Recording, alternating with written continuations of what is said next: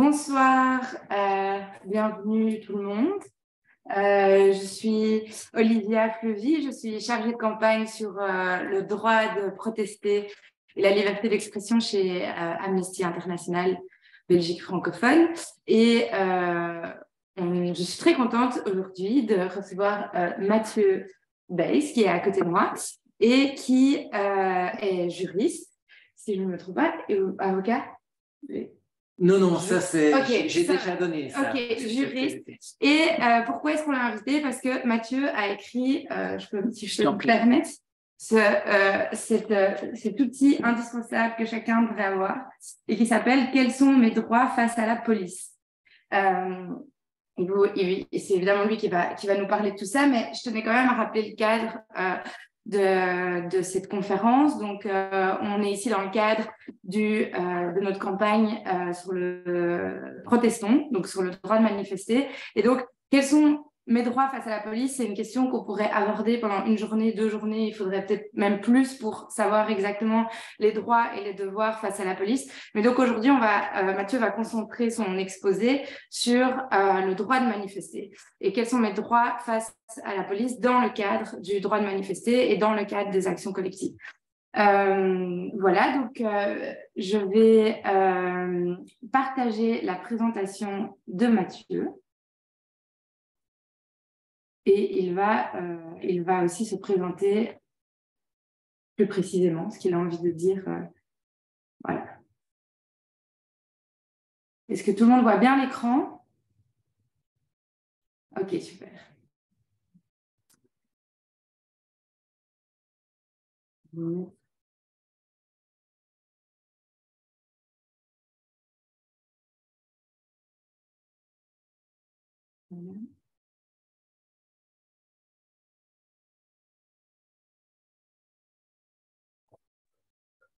Voilà. Vas-y, Mathieu.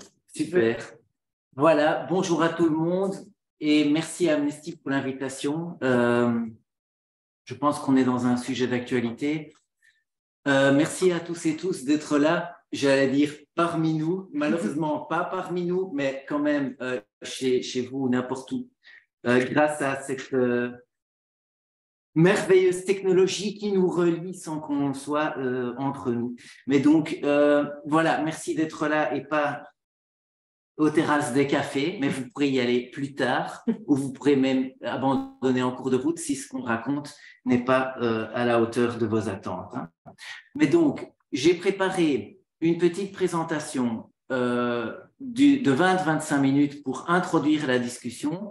J'espère que ni vous ni les organisateurs ne vont me laisser parler plus longtemps parce que j'aimerais bien aussi vous entendre, vous, sur vos expériences, vos questions et vos réflexions sur le sujet d'aujourd'hui. Donc, quels sont les droits des citoyens face à la police dans les manifestations et les actions collectives? Je vous propose donc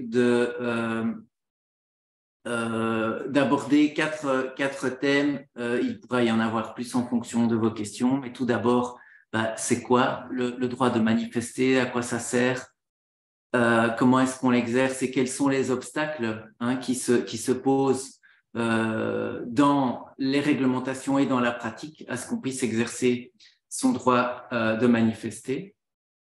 Deuxièmement, eh bien, l'usage de la force par la police dans ce cadre-là, à quelles conditions elle doit répondre pour être légale.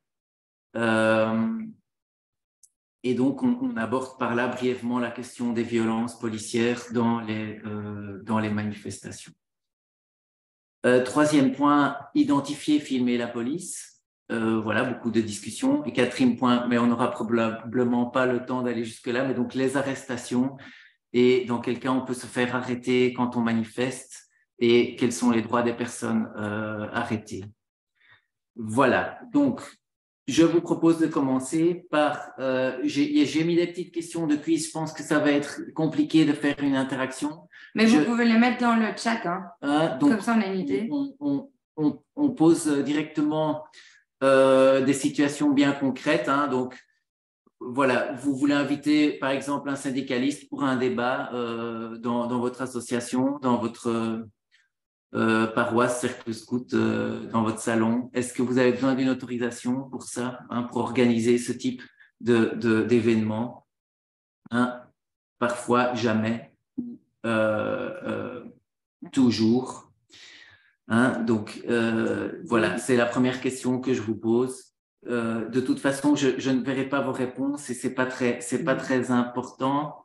Mais c'est la première situation que je vous soumets quand on organise un événement, hein, à l'intérieur, qui est une réunion où il y a un intervenant, éventuellement un intervenant qui aborde un sujet délicat ou polémique. Est-ce qu'on a besoin de l'autorisation des autorités pour ça en Belgique en 2023?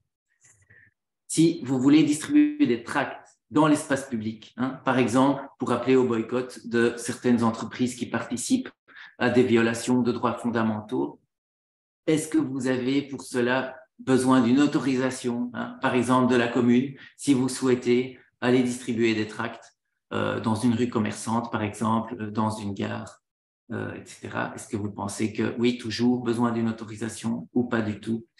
Ou seulement si votre tract contient un message politique, hein? Peut-être qu'il y aurait un entre-deux. La troisième situation, c'est celle sur laquelle on va passer un petit peu plus de temps. Vous voulez organiser une manifestation. Hein, par exemple, pour boycotter certaines entreprises qui aident les dictateurs à espionner et à criminaliser l'opposition dans leur pays.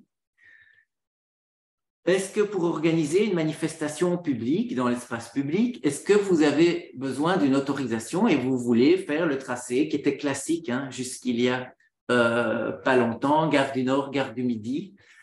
Donc, vous passez par la gare du Nord qui est à Schaerbeek, vous allez à la gare du Midi qui est sur le territoire de Saint-Gilles et vous traversez Bruxelles-Ville. Alors, est-ce que vous avez besoin d'autorisation ou pas? Oui, et si oui, bon là, il y a évidemment peu de doute sur le oui ou non, puisqu'il y a 3 possibilités pour le oui. Est-ce que vous devez demander l'autorisation à toutes les communes traversées, ou bien seulement la commune de départ, ici Schaerbeek, puisque c'est à la gare du Nord, ou bien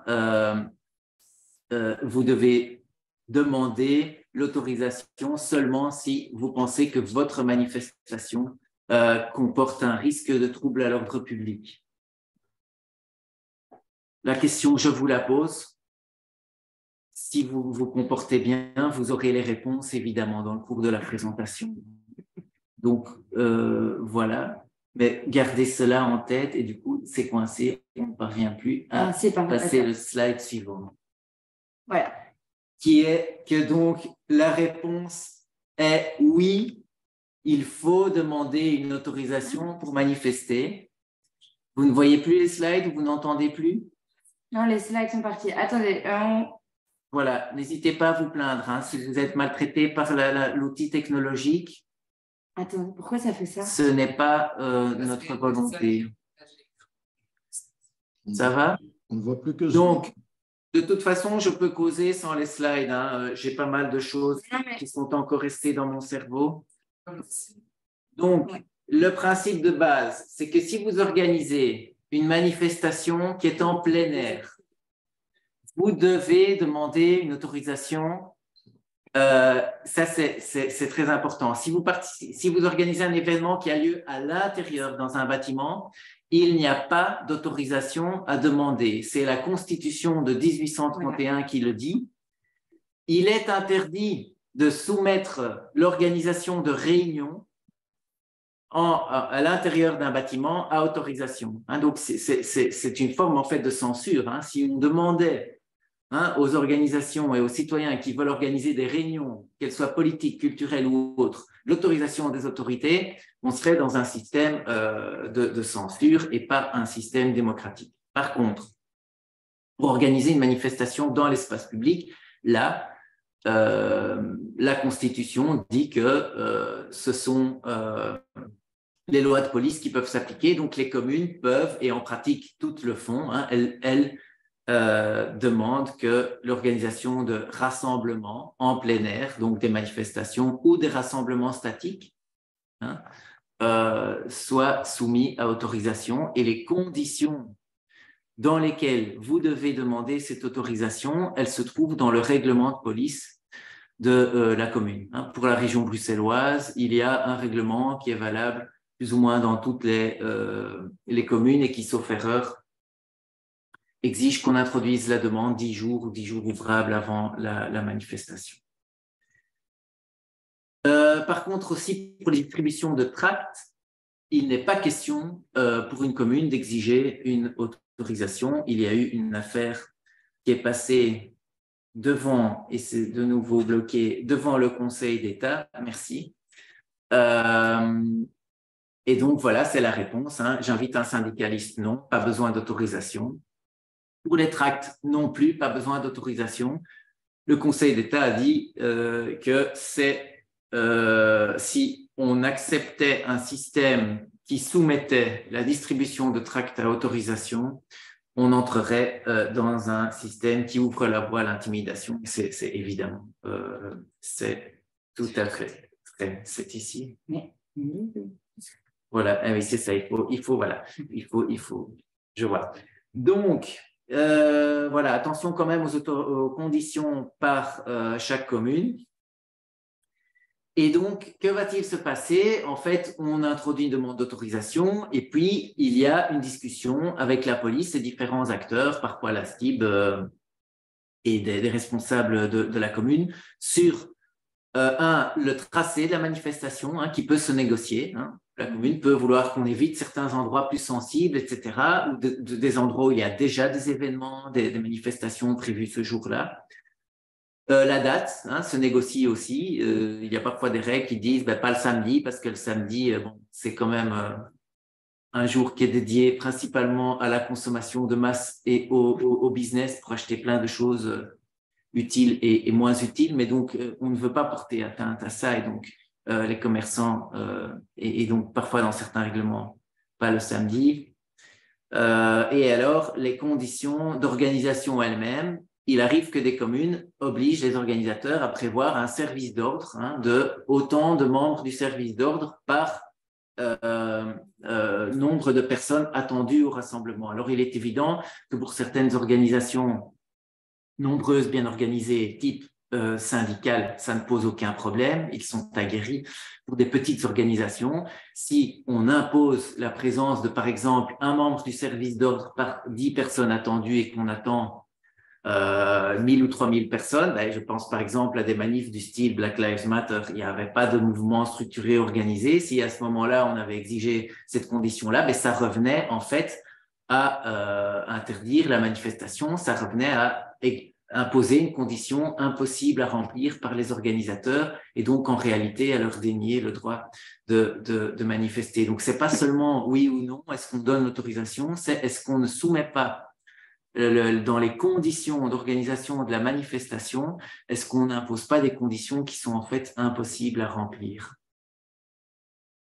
Et dernière chose sur ce sujet, il arrive souvent, il y a une loi, nous avons encore des lois, quelques-unes qui datent de la fin du XVIIIe siècle, juste après la Révolution française. Et il y en a une qui s'appelle le décret de Vendémiaire, qui dit qu'en cas de dégradation dans une manifestation, c'est la commune qui est responsable, donc civilement, et qui doit rembourser les dommages liés aux dégradations commises par les manifestants sur son territoire. Et donc, la commune, ça c'est une responsabilité que la loi donne à la commune. Et la commune va vouloir essayer d'éviter cela en faisant signer ou en mettant dans l'autorisation de manifester une clause qui dit que ce sont les organisateurs qui sont responsables de toutes les dégradations qui seraient commises par les manifestants. Il est évident qu'il est évidemment déconseillé de ne jamais signer ce document et il est extrêmement discutable et très, très problématique qu'une commune impose ce type de conditions pour accorder son autorisation pour un droit fondamental. Parce qu'il est tout aussi évident que, évidemment, c'est pas c'est pas très sympa de commettre des dégradations lors d'une manifestation, mais il est évident que la seule responsabilité, elle est celle des personnes, des individus qui ont commis ces dégradations et qu'on ne doit pas la faire porter par les organisateurs de la manifestation et évidemment encore moins par les participants qui ne sont pas à l'origine de ces dégradations. Voilà. Alors, il y a dans certains cas, la commune peut refuser l'autorisation et le seul recours qu'on a, c'est un recours au Conseil d'État qui est assez cher et qui n'est pas toujours efficace. Je ne m'attarde pas.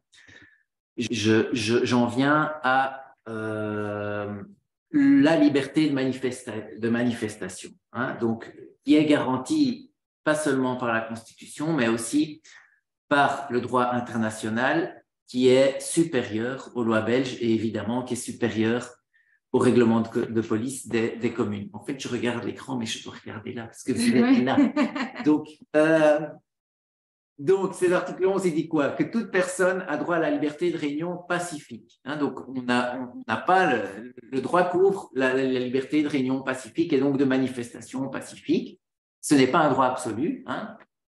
C'est un droit qui, comme toute une série de droits fondamentaux, peut être limité hein, si la loi le prévoit, si ces limitations sont nécessaires dans une société démocratique pour garantir d'autres droits. Hein, donc, par exemple, la sécurité, la sûreté, la prévention de la délinquance, de la santé. Hein, de la santé, on a eu toute une période où on ne pouvait pas manifester pour protéger la santé, ou bien les droits et libertés d'autrui. Hein, et donc ça, c'est le fameux arbitrage qu'il peut y avoir entre d'une part les droits de certaines personnes de manifester, les droits d'autres personnes d'aller faire leurs courses, hein, d'aller consommer, ou simplement de circuler dans la rue. Voilà, et donc, merci. Et donc, le droit européen autorise les États à prévoir des procédures d'autorisation, mais à condition qu'elles ne rendent pas impossible l'exercice du droit lui-même. Hein. Et donc, ça, c'est vraiment important. Et c'est ce que je viens de vous dire avec toutes ces conditions qui peuvent, en fait, vider totalement le droit de sa substance et qu'il devient une coquille vide si les communes mettent des procédures et des conditions qui sont qui sont fait disproportionnées. Et donc, la réponse à ma question 3, c'est oui, il faut toujours demander l'autorisation à toutes les communes concernées. Qu'est-ce qu'on risque si on manifeste alors que l'événement, le rassemblement, la manif n'a pas été autorisé par la commune et qu'il n'y a pas d'incident et qu'il se termine après 1 heure? Est-ce que je peux te demander une précision là-dessus? Est-ce que ça veut dire que les personnes ont demandé l'autorisation mais ne l'ont pas eu ou n'ont pas demandé l'autorisation? Ça ne change rien. C'est le même scénario et c'est les mêmes risques dans les 2 cas de figure, sauf erreur de ma part. Ça pourrait varier un petit peu en fonction des règlements de police des communes parce que, comme je vous l'ai dit, en réalité, il y a un principe de base qui est la liberté de manifester, qui est dans le droit international et dans la Constitution. Et puis, sur comment est-ce que ce droit est mis en pratique, eh ben, c'est chaque commune qui décide. Et donc, voilà, Bruxelles, ils ont pris l'initiative de faire un règlement commun pour les 19 communes, mais sinon, voilà, on a plus de 500 communes dans ce pays et il faut chaque fois les vérifier sur le site de la commune, quelles sont les conditions et aussi quelles sont les sanctions, parce que les sanctions, elles sont essentiellement sous forme de sac. Hein. Tout le monde ici sait ce que c'est une sac, hein, et non pas un sac. C'est une sanction administrative communale. Hein. Et donc, voilà, qu'est-ce que vous risquez? Vous le verrez quand vous le ferez, hein, bien sûr, participer à ce type voilà. Ce qui est important de savoir, c'est que ce n'est pas une infraction pénale en soi. Ce n'est pas un délit, on n'est pas délinquant, on ne risque pas un casier judiciaire si le seul comportement, c'est participer à une manifestation qui n'est pas autorisée ou même qui aurait été interdite expressément par un règlement. Ce n'est pas non plus en soi une raison suffisante pour que la police puisse disperser la manifestation ou contrôler l'identité de tout le monde, encore que si il y a une sanction administrative communale qui est prévue, et donc ça, c'est vraiment ce qu'on risque, c'est une sanction administrative communale de maximum 350 € si le règlement de police de la commune le prévoit. Hein, et vous avez une lettre type pour contester ce type de sanction qui doit être considérée comme liberticide selon moi. Pourquoi? Parce que ce n'est pas moi qui le dis, c'est la Cour européenne des droits de l'homme. La Cour européenne des droits de l'homme, elle dit que les autorités sont obligées de tolérer tous les rassemblements, même interdits, même pas autorisés, hein, même qu'on n'a pas respecté la procédure, si ces rassemblements sont pacifiques et qu'ils ne constituent pas des débordements qui, par exemple, paralysent toute une ville pendant une demi-journée. Hein, voilà. Et il y a eu des cas où on a dit, bon, voilà, bloquer une autoroute pendant toute une journée, et là, c'est too much, la police peut éventuellement intervenir pour garantir le droit à circuler des autres personnes, mais il y a une tolérance obligatoire, même quand la manif n'est pas autorisée. Et donc, ça, c'est tout à fait clair. Hein, une situation illégale ne justifie pas une dispersion, ne justifie pas en tant que telle l'arrestation des participants. Et donc, il y a, sinon, ça devient une coquille vide, hein, cette liberté de manifester. Si dès le moment où un petit détail de la procédure d'autorisation n'est pas respecté, on arrête tout le monde, on interdit la manif, on la disperse, eh bien, on est dans un système où la liberté de manifester n'existe plus que sur papier. Et alors, il y avait une question, mais qu'est-ce qu'on doit faire si on est en présence de casseurs, hein, c'est un mot très, très à la mode, hein, ou de groupuscules violents au sein de la manif? Parce qu'on l'a vu au début, le droit fondamental, il concerne les manifs pacifiques, hein, les manifs qui seraient par nature, qui auraient des intentions violentes dès le départ, où on dirait, voilà, on veut manifester pour, par exemple, faire la chasse aux Roms, faire la chasse aux homosexuels, faire la chasse à une série de minorités. Là, il est évident qu'une manifestation qui aurait pour but de s'attaquer à des personnes, et évidemment en plus avec des motifs discriminatoires, ça, ce serait une manifestation qui sortirait du champ, hein, qui sortirait du champ de la protection et qui ne relèverait pas du droit fondamental.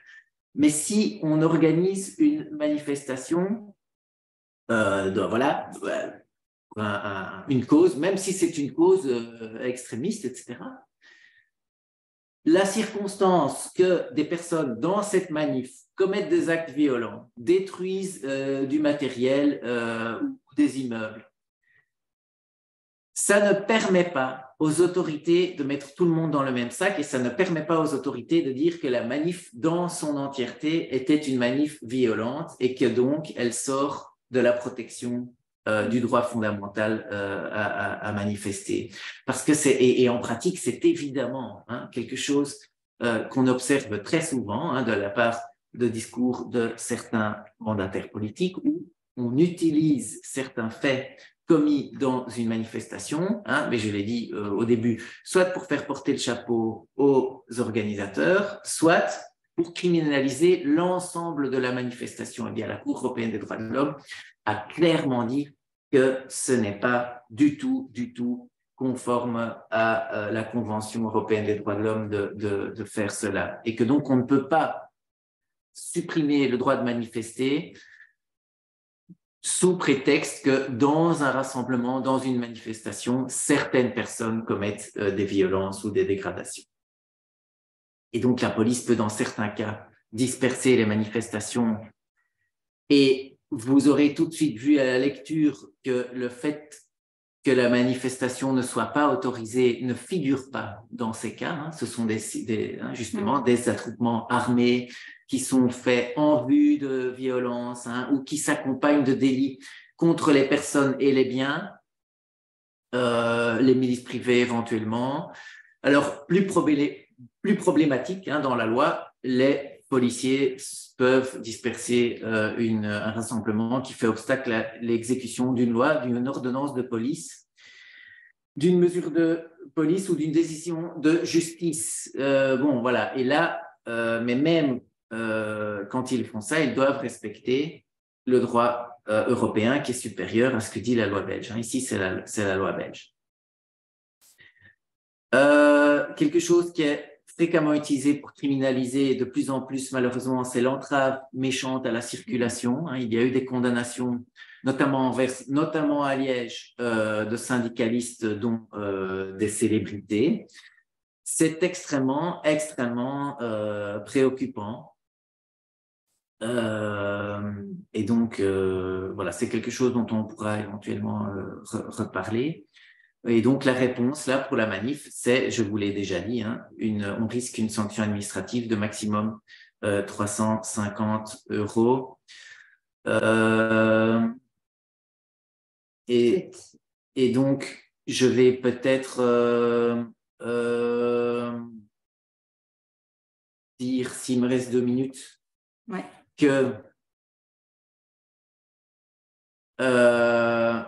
les amendes, même légères, de ce type, qui sont imposées à des gens qui n'ont fait que participer pacifiquement à des rassemblements ou à des manifestations, elles sont considérées comme liberticides par la Cour européenne des droits de l'homme.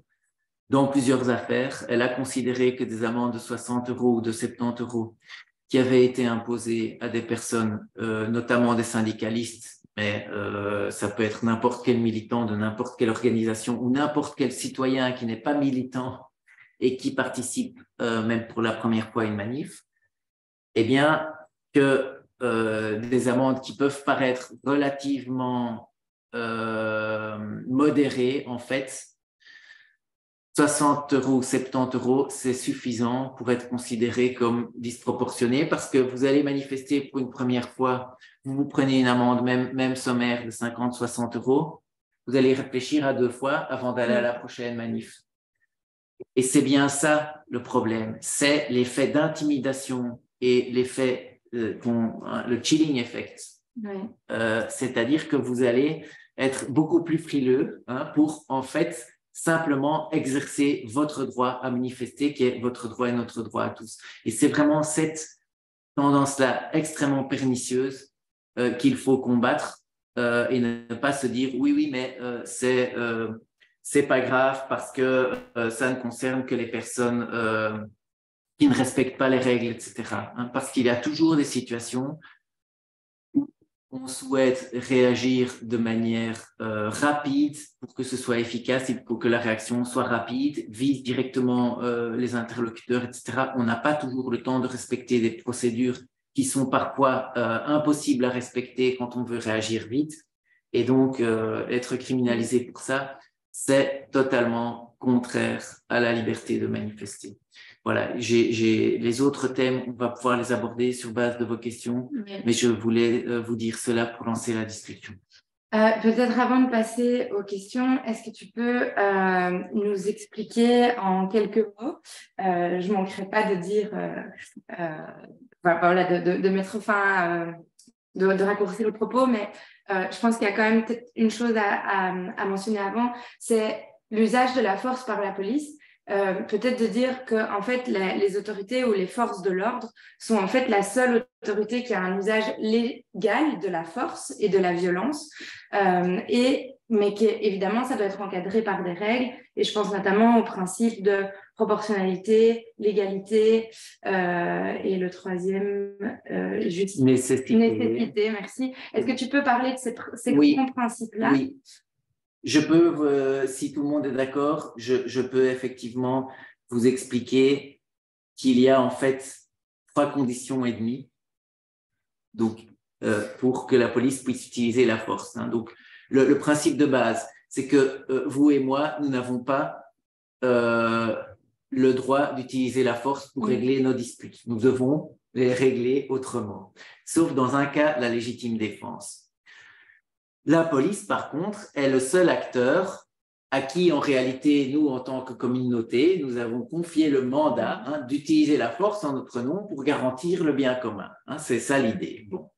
Elle ne peut le faire que dans les conditions qui sont prévues par la loi, et elle ne peut le faire, évidemment, que dans l'idée de défendre ce bien commun ou les droits des personnes. Donc, il y a 3 conditions. 1, 3,5. Un, le principe de l'égalité, c'est-à-dire que l'objectif de la police doit être légitime et prévu par la loi.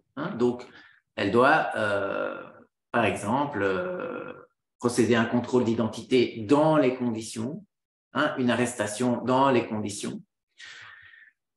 Si la police agit pour humilier, pour punir, ce n'est pas son boulot, c'est la justice qui punit. La police, elle recherche les personnes qu'elle confie éventuellement à la justice ou elle intervient pour mettre fin à un trouble. Elle n'a pas pour mission elle-même de punir. La police agit dans le but de punir, dans le but d'une vengeance, etc. La première condition, elle est pas remplie. Il ne faut même pas aller voir si les suivantes sont remplies. On ne parle même pas alors de proportionnalité. Alors, est-ce que l'objectif que la police poursuit et qui est légitime peut être atteint autrement que par la force? Est-ce que la force est strictement nécessaire? Donc, cas type, contrôle d'identité. La police ne peut pas directement coller 3 claques, prendre la carte d'identité de force dans le sac ou dans la poche de la personne. Elle doit d'abord demander, Madame, Monsieur, pourriez-vous nous montrer votre carte d'identité? Troisième condition, la proportionnalité. Si la personne ne veut pas montrer sa carte d'identité dans cet exemple-là, eh bien, on ne va pas sortir une arme à feu, on va essayer de maîtriser la personne, de prendre la carte avec le moins de force possible, mais qui permet d'obtenir le document et pour pouvoir faire le contrôle. Et troisième condition et demie, en principe, la police doit toujours prévenir à l'avance avant d'utiliser la force. Et donc ça, c'est de manière générale, c'est une condition qui ne s'applique pas quand l'avertissement rend l'intervention inopérante, c'est-à-dire que s'ils vont perquisitionner dans un endroit où on soupçonne qu'il y a des kalachnikovs, ils ne doivent pas sonner à la porte en disant « dit qu'on va venir perquisitionner ». Mais dans un contexte de manifestation, il est clair que cette condition-là doit toujours s'appliquer. C'est-à-dire que si les policiers vont disperser une manifestation, vont charger dans une manifestation, ils doivent toujours prévenir. Donc, alors, il y a des pays où c'est beaucoup plus codifié. On dit qu'ils doivent faire 2, 3 avertissements avant de passer à l'action. En Belgique, il n'y a rien d'autre qu'ils doivent avertir, sauf si l'avertissement rend l'usage de la force inopérante. Voilà. Ça, c'est en gros les 3 conditions et demie, mais donc, en fait, en manif, 4 conditions dans lesquelles que la police doit toutes remplir pour pouvoir utiliser la force contre les personnes. Peut-être pour illustrer ça, on peut parler d'un exemple si certains d'entre vous certaines d'entre vous le connaissent pas, on pourra envoyer les articles, les photos après, mais je pense à cette manifestation de Extinction Rebellion qui a eu aux Place Royale en 2019, je pense, et où les images justement de violences policières ou en tout cas d'usage excessif de la force par les forces de l'ordre avaient fait un peu le tour et avaient été médiatisées parce que notamment il y avait eu cette photo où ils jetaient, je pense pas du gaz mais du pepper spray. Oui, des gaz lacrymogènes. Des gaz lacrymogènes directement dans le visage d'une personne qui était pacifique. Et ça, je pense que même il y a eu peut-être pas des poursuites, je ne connais pas les termes exacts parce que je ne suis pas juriste, mais en tout cas qu'ils ont été,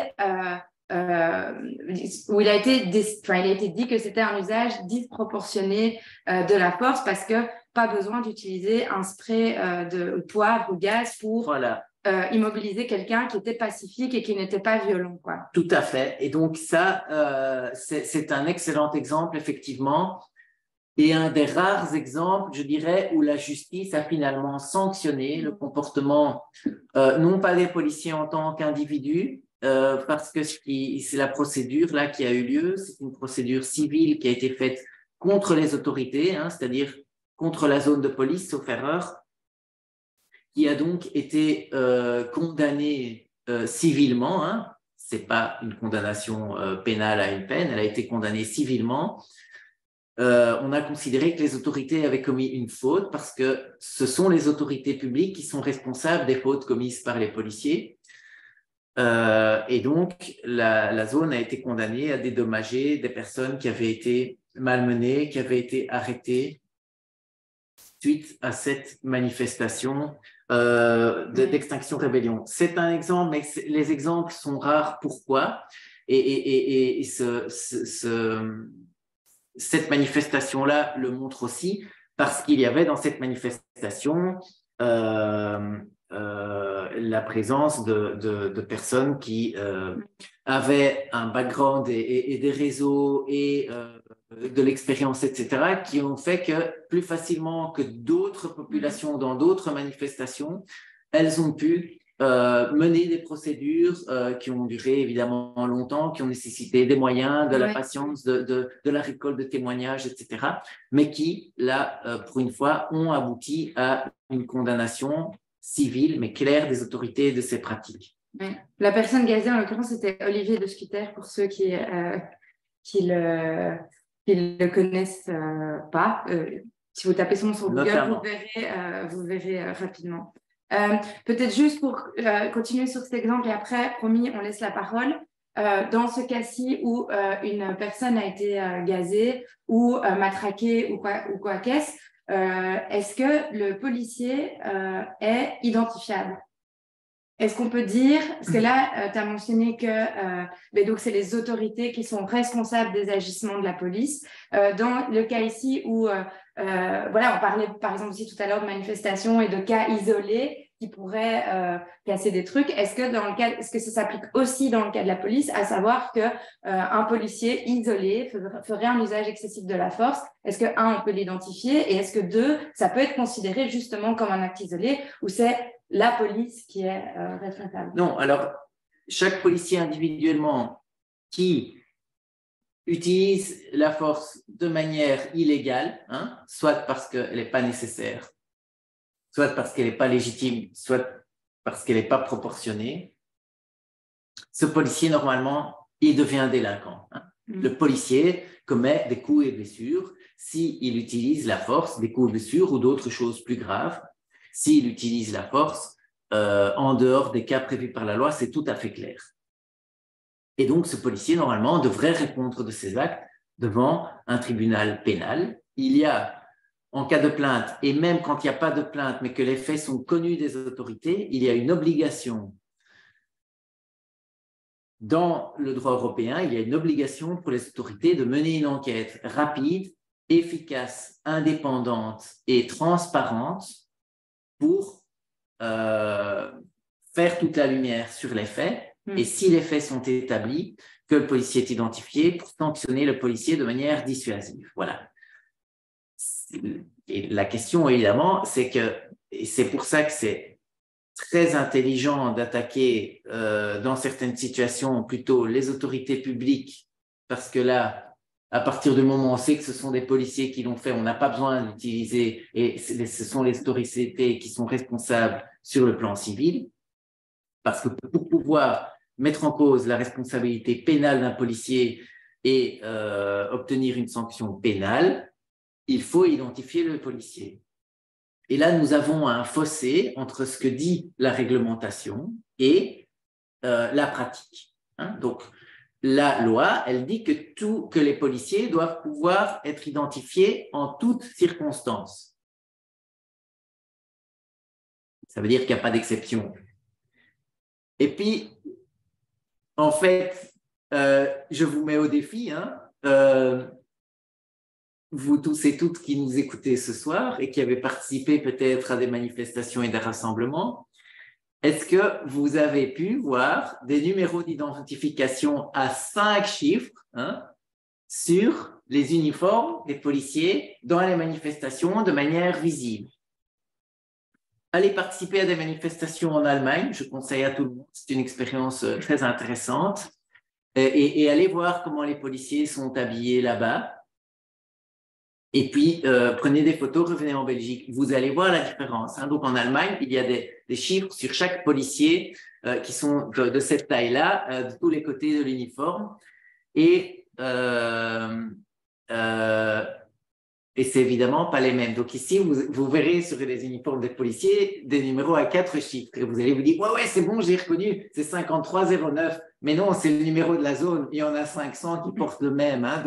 Donc voilà. Et donc, quand il y a des policiers en civil, ils doivent normalement avoir un brassard où il y a les numéros, mais en réalité, ils ne sont pas obligés de le porter tout le temps. Et donc, vous avez un principe qui est bien beau, qui est de dire il faut qu'il soit identifiable en toutes circonstances. Et puis, vous voyez dans la pratique que ce n'est absolument pas respecté. Et ça, c'est vraiment révélateur d'une règle qui existe sur papier, mais il y a une absence totale de culture de responsabilisation des policiers dans l'immense majorité des autorités et dans beaucoup de services, et donc de services de police. Et ça, c'est vraiment un gros problème, parce que tant qu'on n'aura pas compris cela, eh bien, les gens vont mettre tous les policiers dans le même sac. Or, il y a plein de policiers qui font leur travail de manière correcte, qui ne sont pas des sadiques ou des gens qui dérapent, etc.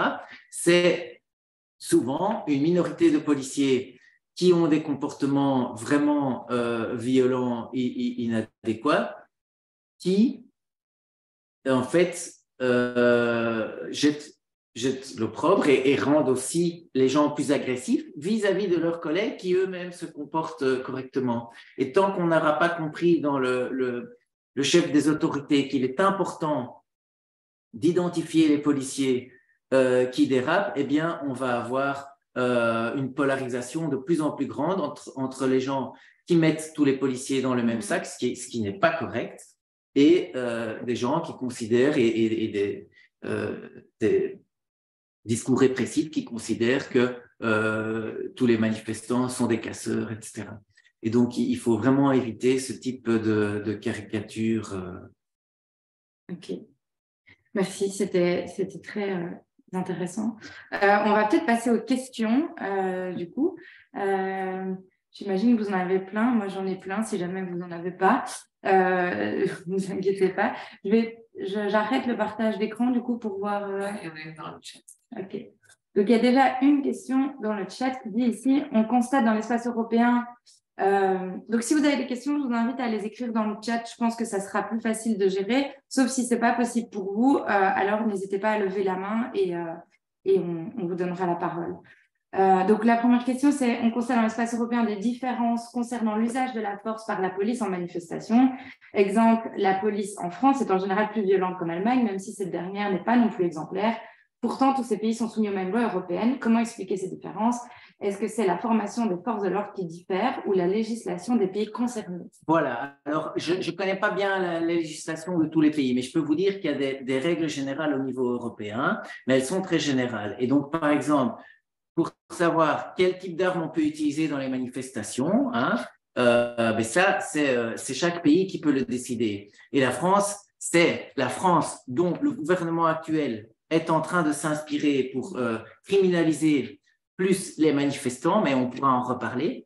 La France est donc pays des droits de l'homme, pourrir dans la salle, évidemment. C'est un des pays les plus liberticides en matière de manifestation. C'est un des seuls pays européens qui permet qu'on utilise des armes de type LBD, c'est-à-dire les flashballs, les lanceurs de balles qui ont éborgné énormément de personnes et qui ont provoqué des blessures. Donc, la Belgique est à ce niveau-là beaucoup moins hystérique et répressive et violente dans sa manière de gérer les manifestations que la France.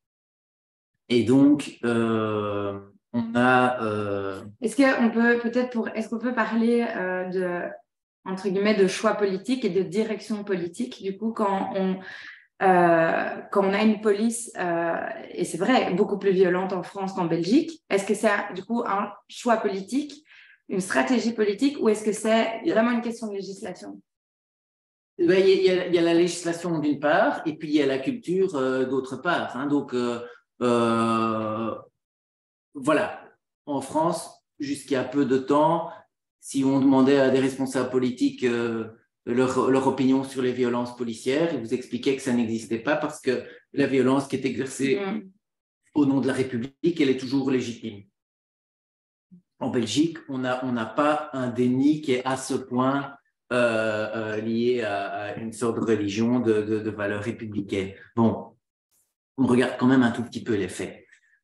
Mais donc, le problème, non, mais évidemment, mais donc, le problème, c'est qu'il y a une tendance à la criminalisation des manifestations qui s'observe maintenant dans toute l'Europe. Hein. Et donc, quand je vous disais tout à l'heure, le simple fait de participer à une manif qui n'a pas été autorisée, c'est pas un délit, vous risquez pas un casier judiciaire. C'est en Belgique. Si vous faites la même chose en France, c'est le cas et vous avez des peines qui sont totalement délirantes, hein, avec des dizaines de milliers d'euros et de la prison, simplement parce que vous avez participé, même pacifiquement, hein, à une manif qui n'est pas autorisée. Donc, on est dans un délire total.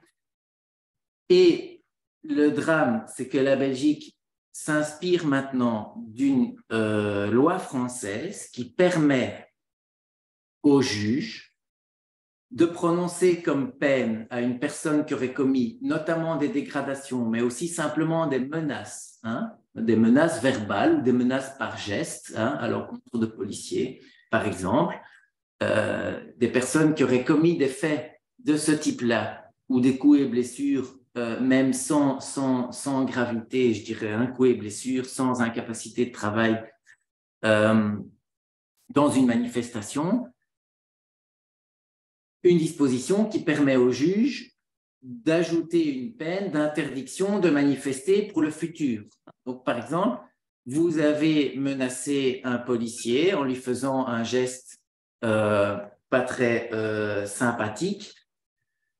Vous êtes condamné pour cela par le juge et le juge va dire, écoutez, on a peur que vous recommenciez à causer des troubles dans une future manif.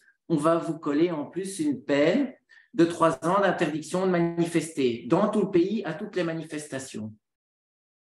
Et si vous ne respectez pas cette interdiction, eh bien, vous allez alors vous exposer à une nouvelle peine de 3 mois à 1 an de prison et 1 000 € à 5 000 € fois 8 avec les décimes additionnels.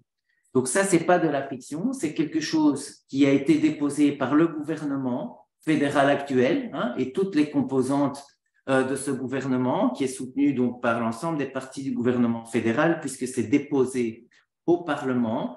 C'est en discussion actuellement à la Chambre. Il y a un avis très, très critique de l'Institut fédéral pour la protection des droits humains qui est totalement négligé par le gouvernement et par une majorité de parlementaires jusqu'à présent. Donc, c'est vraiment un débat maintenant très actuel sur est-ce qu'on va accepter, hein, est-ce que ce gouvernement aujourd'hui va porter la responsabilité historique de suivre la France dans ces délits répressifs des manifestants et des manifestations, en sachant aussi que cette peine de 3 ans d'interdiction, elle peut être portée à 6 ans en cas de récidive.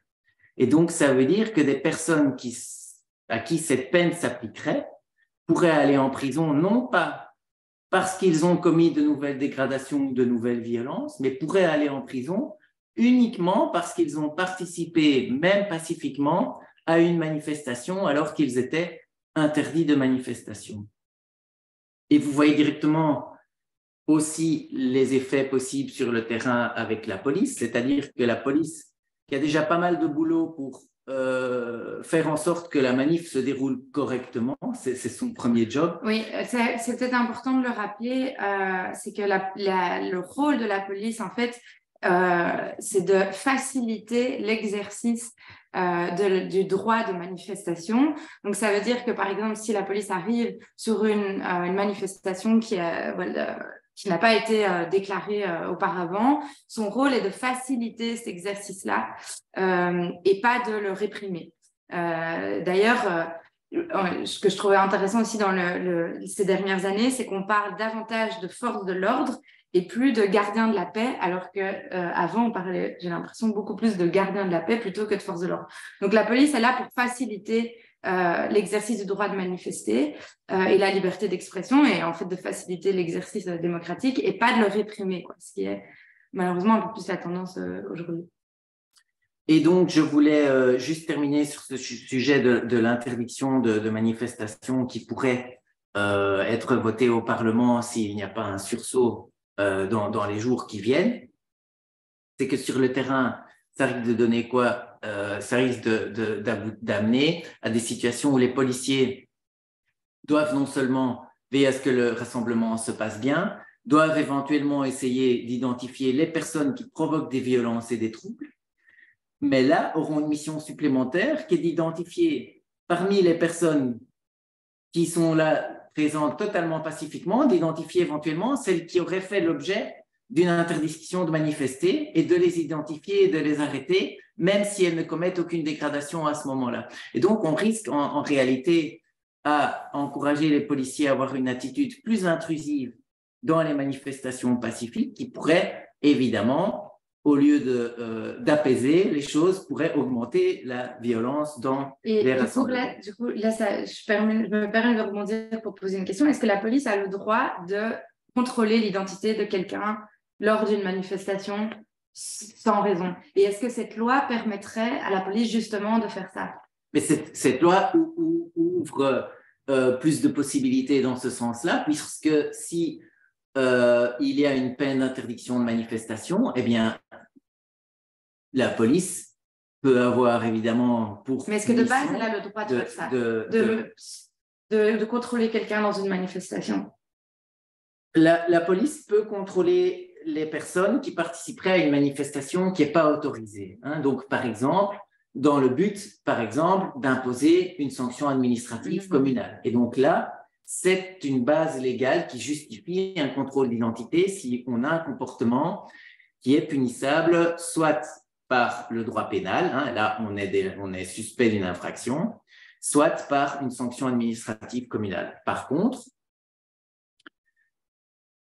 si la police veut identifier toutes les personnes qui participent à une manifestation qui est autorisée et je dirais même qui est interdite et qui reste pacifique, et que l'effet de cela, c'est qu'on intimide les personnes et qu'on les empêche en réalité d'exercer un droit fondamental à s'exprimer, à manifester, eh bien on a une jurisprudence de la Cour européenne des droits de l'homme qui dit c'est en réalité des fouilles systématiques ou des contrôles systématiques de personnes qui se déplacent pour aller vers une manifestation ou un rassemblement, c'est contraire à la liberté de manifester et c'est aussi éventuellement contraire à la vie privée si on vous fouille et si on essaie de voir en réalité quelles idées vous défendez, à quel mouvement vous appartenez, etc. Ok, on va lire peut-être on va prendre 2-3 questions. Il nous reste un quart d'heure, on va dire.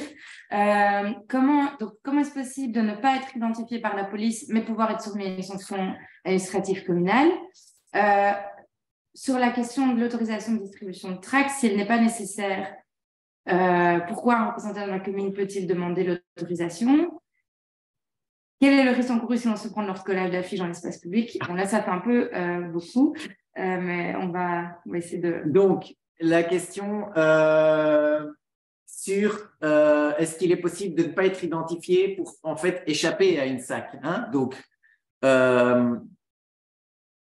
la réponse, en fait, la réponse ne dépend pas du droit, hein, dans la pratique. Donc, ce que le droit dit, c'est que si vous participez à une manif qui n'est pas autorisée, le règlement de police de la commune permet à la police de faire un contrôle d'identité. Okay?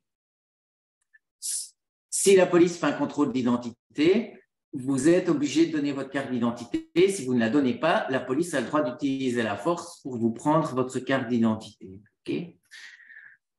Dans certaines circonstances, si la police fait ça, vous pourriez considérer qu'elle viole le droit international, votre liberté de manifester, qui est contenue dans le droit international, qui est supérieur au droit belge et au règlement de police. Mais tout ça, ça se fait après. Hein, ça se fait dans une plainte après. Ça ne sert à rien d'expliquer au policier qui vous contrôle qu'il est en train de violer la Convention européenne des droits de l'homme. C'est un peu compliqué comme dialogue sur le terrain quand c'est un peu chaud, etc. Mais en réalité, est-ce que vous allez pouvoir échapper au contrôle ou pas, ça ne va pas dépendre des règles de droit, ça va dépendre du rapport de force sur le terrain, bien entendu, hein, de l'organisation des manifestants, de la volonté des policiers d'aller au clash, etc.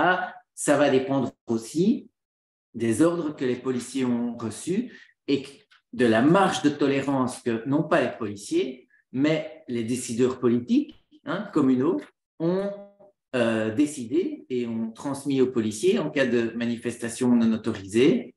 Est-ce qu'on va accepter, est-ce qu'on va demander à la police de disperser, d'identifier les gens ou pas? Ce sont aussi des décisions qui sont prises par le bourgmestre, éventuellement, et qu'il faut pouvoir questionner non seulement au niveau policier, mais au niveau politique, hein. Au niveau de la commune, on peut mener des débats au conseil communal sur ce type de décision.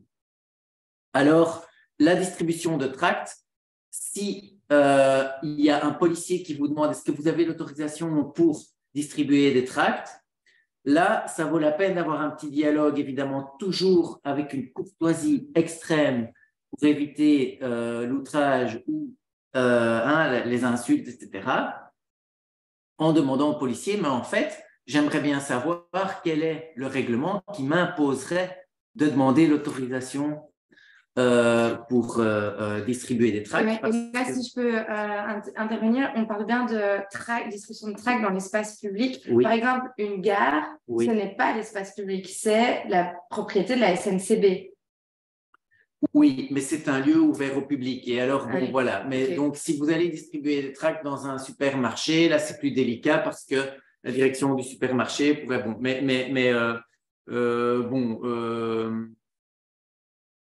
j'ai jamais entendu de problème à ce niveau-là dans les gares, mais en tout cas, il faut pas se laisser enfermer dans une position où nous devons nous justifier parce que nous exerçons nos droits fondamentaux, hein. Donc, une démocratie vivante et ouverte, c'est une démocratie où on a le droit de distribuer des tracts, de s'exprimer, de communiquer des messages sans devoir demander au préalable une autorisation.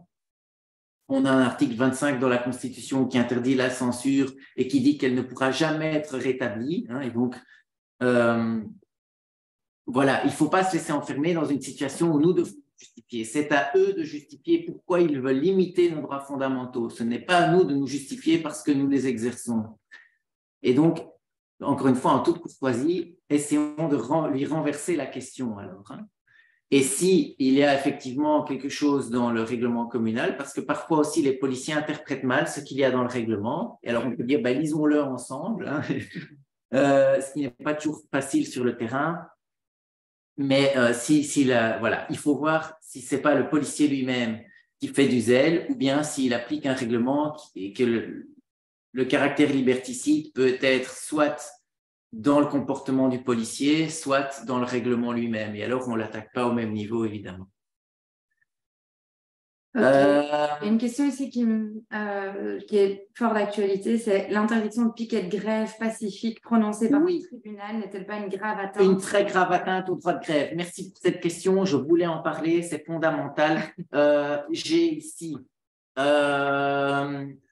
c'est effectivement tout à fait le cas. Alors, le piquet de grève fait totalement partie du droit et de la liberté de manifester sur la voie publique ou sur des voies d'entreprise. Ça, c'est tout à fait clair. Donc, tout ce que je vous ai raconté là, c'est valable pour les manifestations, mais aussi pour les piquets de grève, qui sont protégés par l'article 11 dont je vous ai parlé, mais aussi par la Charte sociale européenne. Et la Charte sociale européenne, il y a un comité européen des droits sociaux qui contrôle le respect par la Belgique de ses obligations par rapport à cette charte. Ce qui est important de savoir, c'est que ce comité, il y a plusieurs années, il a clairement condamné la pratique belge qui consiste à, pour les employeurs, aller faire des requêtes unilatérales auprès des tribunaux sans que les syndicats et les grévistes aient la possibilité de se défendre et d'obtenir de ces mêmes tribunaux des ordonnances qui, en réalité, ont pour résultat de de dissoudre, d'interdire et de criminaliser les personnes qui participent à des piquets de grève. Et donc, cette procédure-là, qui est appliquée notamment dans le conflit récent chez Deleuze, hein, qui a obtenu beaucoup d'ordonnances, qui, et j'en ai une ici, et je remercie les personnes qui me l'ont fournie, qui notamment ordonne que quiconque s'opposera ou empêchera ou rendra impossible, y compris par l'intimidation, l'accès, entrée et sortie au bâtiment, etc., de libérer immédiatement cet accès après avoir reçu signification de l'ordonnance, sous peine d'une astreinte de 1 000 € par personne et par infraction. Hein, interdisons des personnes. Et alors surtout, là, il y a un truc complètement délirant. On autorise Deleuze à relever l'identité des personnes qui ne donnent pas suite aux mesures précitées, éventuellement avec l'aide d'un huissier et si besoin avec l'aide de la police. Et donc, ce serait en réalité un mandat à une entreprise privée qui pourrait procéder à des contrôles d'identité dans un but privé. Et donc, ces ordonnances-là, qui sont prises sans que les syndicats et les grévistes et les travailleurs grévistes aient pu se défendre, elles sont contraires à la charte européenne, à la charte sociale européenne, qui est supérieure à la loi belge. Ça, le comité des droits sociaux l'a déjà dit. Et c'est une tendance extrêmement préoccupante, parce que là, on a non pas une amende pénale, mais on a une astreinte, qui est une somme qui doit être payée non pas à l'État, mais à la partie qui a demandé l'ordonnance, et donc ici à l'employeur. Alors, il est clair que le droit de grève n'est pas absolu, hein, et par exemple, voilà, il faut tenir compte aussi du droit des travailleurs non grévistes, éventuellement de continuer le travail, du droit éventuellement des clients de faire leurs courses, etc. Mais ça ne peut pas aboutir à la dissolution des piquets qui n'empêchent pas les personnes de passer. Donc, les piquets qui sont là pour sensibiliser les clients et les travailleurs et qui ne sont pas des piquets bloquants, on ne peut pas les criminaliser et les dissoudre. Et la manière dont ces ordonnances sont rédigées peuvent aboutir sur le terrain à des interventions policières, et ça c'est vu, qui non seulement, enfin voilà, qui criminalisent aussi ce type de piquet et qui rendent l'expression des travailleurs grévistes sur le lieu où cette expression a du sens, c'est-à-dire en l'occurrence ici au magasin, totalement impossible. Et donc on a là des procédures qui sont extrêmement problématiques avec le contenu des décisions qui est extrêmement problématique par rapport au droit de grève et par rapport à la liberté d'expression des travailleurs.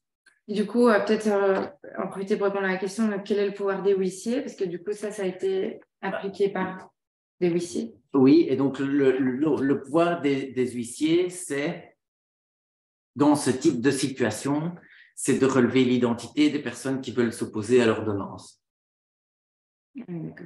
L'huissier lui-même ne peut pas utiliser la force, donc la police a aussi pour mission de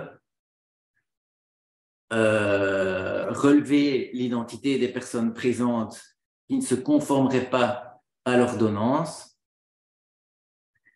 Et il y a un débat pour savoir si la police a le droit de transmettre ses identités à l'huissier pour des raisons de vie privée. Et ça, c'est pas toujours clair dans la loi et dans la jurisprudence. Mais donc, le rôle de l'huissier est de signifier la décision de justice aux personnes qui souvent ne sont pas identifiées, quand c'est des requêtes unilatérales, et il peut se faire aider par la police pour cela.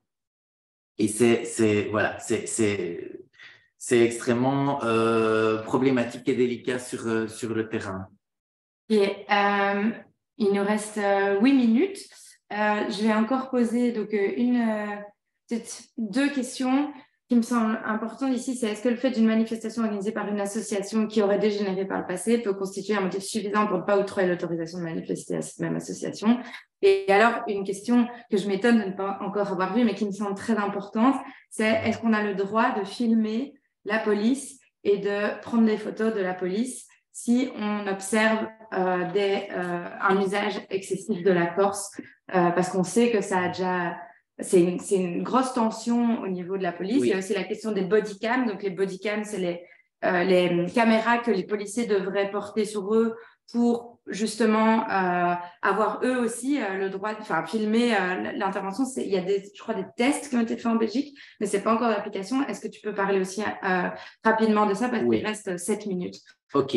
Conclusion en plus. Alors, est-ce que le fait qu'une association X a organisé une manif qui a dérapé dans le passé est suffisant pour interdire une nouvelle manif organisée par l'association X? Moi, je dirais non, mais ça va évidemment peser dans la balance, le fait qu'une manifestation précédente ait dégénéré. Mais la question, ce n'est pas le passé, c'est le risque pour le futur de la nouvelle manif. Et donc, en pratique, je conseillerais à l'association X d'expliquer aux autorités pourquoi quelles sont les mesures raisonnables mises en place pour éviter des dérapages pour la nouvelle, en sachant bien qu'il ne faut évidemment pas et que personne ne peut garantir que rien ne se passera de problématique et que les organisateurs ne doivent... Ce n'est pas parce qu'il y a eu des incidents dans le passé que les organisateurs devraient accepter de porter la responsabilité d'incidents dans le futur parce qu'on n'est jamais maître de qui va venir à la manif, qui va se comporter comment dans une manif qu'on organise. Et donc, il faut être extrêmement vigilant par rapport à cela. Mais c'est évidemment clair que le passé va jouer un rôle dans l'examen du dossier par les autorités. Bon, alors, encore, et par ailleurs, le message politique propagé dans la manif ne peut pas être une raison, même s'il déplaît aux autorités, même si c'est un message radical, à condition qu'il n'appelle pas à la violence, ce n'est pas une raison pour refuser la manif. Alors, filmer la police. Est-ce que la police peut nous filmer avec des bodycams ou autres, des drones? Est-ce que la police peut nous filmer avec des bodycams ou autres? Oui. En manifestation aussi. Donc, le fait que que la foule soit filmée pour des questions de gestion de foule, de savoir quelles rues sont prises, hélicoptères, etc., quelles rues il faut barrer, si l'itinéraire on dévie, etc., ça évidemment que la police peut filmer les foules, etc. C'est encore autre chose si la police filme une série d'individus et fait du fichage politique pour savoir qui a participé à quelle manif, etc. Et là, c'est extrêmement problématique. Et le fichage sur base de convictions politiques, en principe, ce n'est pas acceptable s'il a pour conséquence qu'on va être intimidé, qu'on ne va pas oser aller à une manifestation parce qu'on a peur d'être fiché. Mais tout ça, c'est du cas par cas et il faut l'analyser en fonction des situations. Est-ce que nous, on a le droit de filmer la police? Il n'y a pas de régime spécifique sur la police. Et la réponse à cette question, ce sera aussi du cas par cas. Il n'y a pas de règle générale sur est-ce qu'on a le droit de filmer la police. C'est un débat éternel entre, d'une part, le droit à la liberté d'expression et à la diffusion d'informations qui intéressent tout le monde dans un débat démocratique. Et c'est clair que les dérapages policiers, les violences policières, ça intéresse tout le monde. Et la vie privée, le droit à l'image de tout un chacun. Donc, ni vous ni moi n'avez envie d'être tout le temps filmé. Donc, si vous filmez un policier qui mange son sandwich pendant sa pause, ça n'a aucun intérêt pour le public. Et si on veut vous filmer dans cette circonstance-là, vous allez dire c'est ma vie privée, foutez-moi la paix. Le policier aussi. C'est pas parce qu'il est policier qu'on a plus le droit de le filmer. Mais le policier n'est pas quelqu'un comme les autres. C'est quelqu'un à qui nous avons confié ce pouvoir extraordinaire d'utiliser la force en notre nom. Et donc, quand il l'utilise ou elle l'utilise, on doit pouvoir vérifier s'il n'y a pas de dérapage, si le mandat qu'on leur a confié, eh bien, ils ne le trahissent pas. Et donc, dans ce cadre-là, c'est clair qu'on doit pouvoir les filmer et on doit pouvoir diffuser des images qui montrent des dérapages pour pouvoir en parler. Sinon, s'il n'y a pas d'image, il n'y a pas de débat. On est dans une société qui fonctionne comme cela. Si on veut éviter tout problème lié à la vie privée, au droit à l'image des policiers ou de n'importe qui d'ailleurs, puisque les règles sont les mêmes pour n'importe qui, il suffit de les rendre pas reconnaissables et donc on floute le visage. Il n'y a plus aucune question de vie privée. Okay? Et donc, on peut récolter les images non floutées pour les transmettre à la justice ou aux autorités disciplinaires des policiers pour d'éventuelles sanctions. C'est évidemment recevable. Mais si on veut les diffuser au public, par quelque canal que ce soit, il est conseillé de les rendre méconnaissables. Comme ça, on n'a aucun problème lié à la vie privée. Si on ne le fait pas, ça ne veut pas dire qu'on est dans le rouge nécessairement, ça peut être justifiable, mais on court alors le risque d'avoir une plainte des policiers concernés. Merci Mathieu, c'était hyper intéressant. On n'a pas couvert tout ce qu'on voulait couvrir, mais je vais quand même mentionner deux choses qui peut-être vous aideront à approfondir vos connaissances si vous le voulez. Il y a tout d'abord Police Watch, dont Mathieu fait partie. Je vais écrire l'adresse mail, l'adresse du site dans le chat. Donc Police Watch, en fait, c'est l'observatoire des violences policières en Belgique. Donc c'est un organisme en fait qui vous trouverez dessus des rapports, des explications, des communiqués, mais c'est aussi l'organisme auprès duquel vous pouvez vous adresser si vous êtes témoin ou victime de violences policières. C'est vraiment un organe très très important. On a aussi sur notre site internet un petit fascicule, Jigsaw, je ne sais pas du coup si tu peux vite le chercher pour mettre le lien. Mais qui s'appelle « Quels sont mes droits face à la police ?» On devrait peut-être regarder pour le mettre à jour, mais on a un petit fascicule qui est disponible et qui se trouve sur notre site internet amnesty.be.